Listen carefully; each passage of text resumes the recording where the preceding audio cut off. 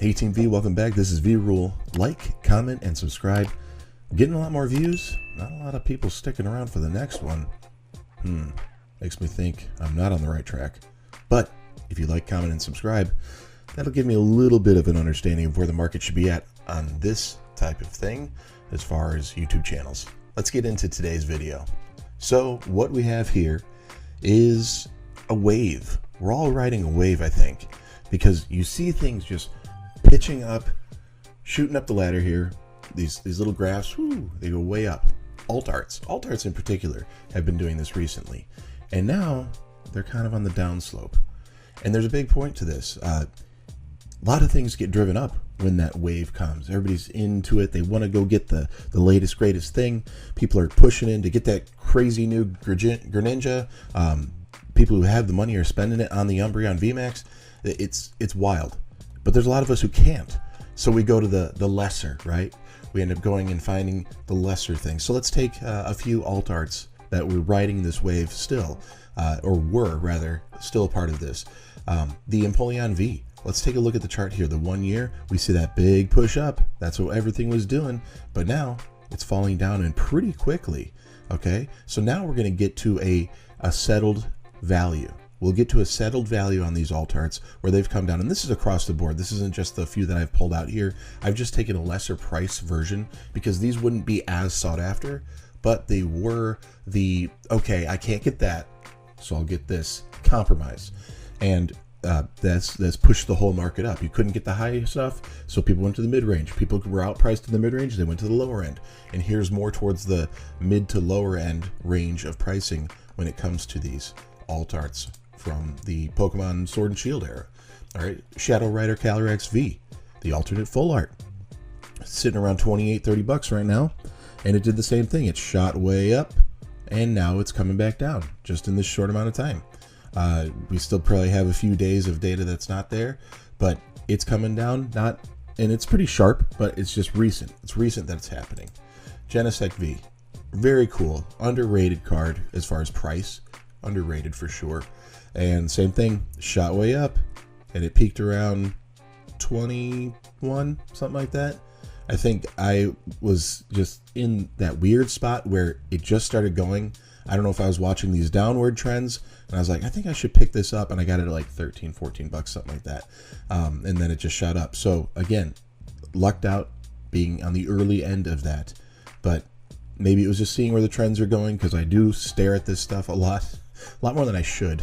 When people are just browsing TikTok, I'm sitting there on TCG Player watching these charts. So it's pretty messed up. So when you get priced out on these alt arts, Limiting V is another one. Same story. We see that same slope up, straight up, and then it's falling quickly down. You get priced out. This isn't where it's at. So people move to something else. What's next? What's the next thing in the hopper? So we're going to look at it. We're going to look at what's next. The VMAX Premium Collections, specifically Vaporeon, Jolteon, Flareon. These were awesome when they came out. Really hard to find. People were just snatching them up anywhere they could. Then a reprint came out, or a restock at least came out. And I remember seeing it on the shelves going, I got my set of 3. Should I get it? Okay, I'll get it. I'll get my set of 3 again, and duplicate it. So I have a set of 6, 2 of each. And now it's just on this upward trajectory. It's not unique to Vaporeon, that's just the highest price one. Jolteon, surprisingly, is coming in second on the price range.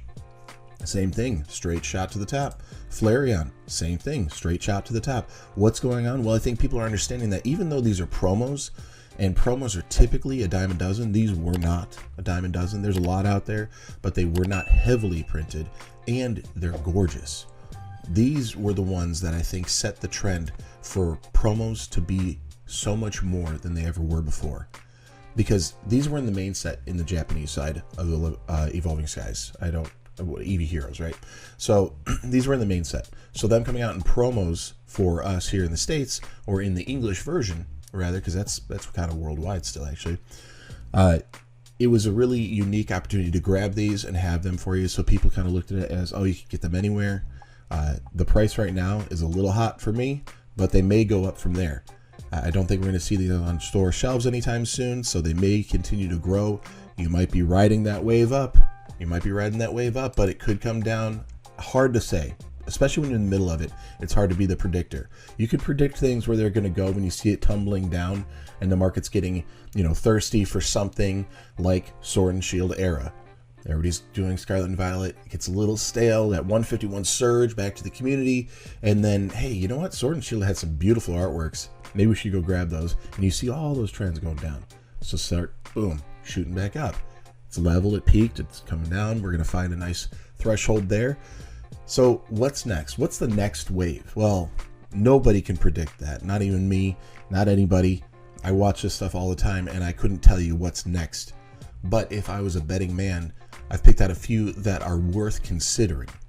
I don't know if they're going to ride a wave up and shoot up to a peak, but we can look at the year trend and see how it's been jaggedly staggering down. So for the Celebrations Pokemon Center Elite Trainer Box, there's no stamp promo in this one or anything like that, but picking it up around $100, 110, somewhere there is pretty reasonable since it was about 120, not quite a year ago. So it's a good spot where it'd be worth getting it, but don't open it. Just keep it sealed. It's a nice, unique box. It's much bigger than an Elite Trainer box. It's a big one. It's a big one. Very interesting. Opens differently, all of that. So it's an interesting box. Good to hold on to. Beautiful display piece. Very simplistic. This one is in that camp where you could open it if you want or keep it sealed. The Crown Zenith mini tin display.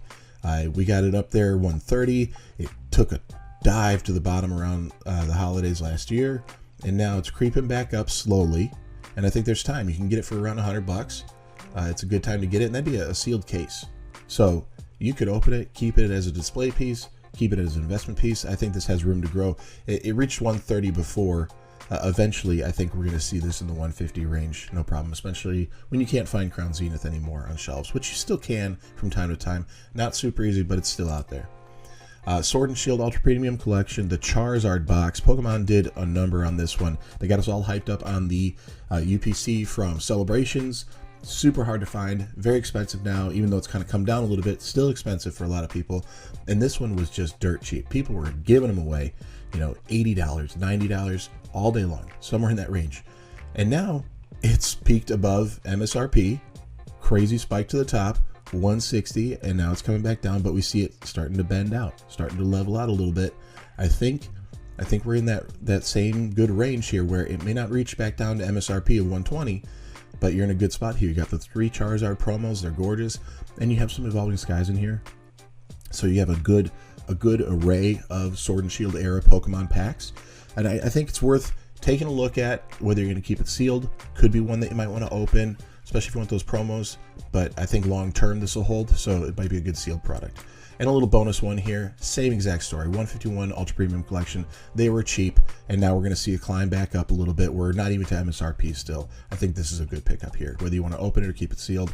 I picked up 2 not too long ago from Costco when they were $90, and then I was going to open one and keep one sealed, and now I'm like, I don't know.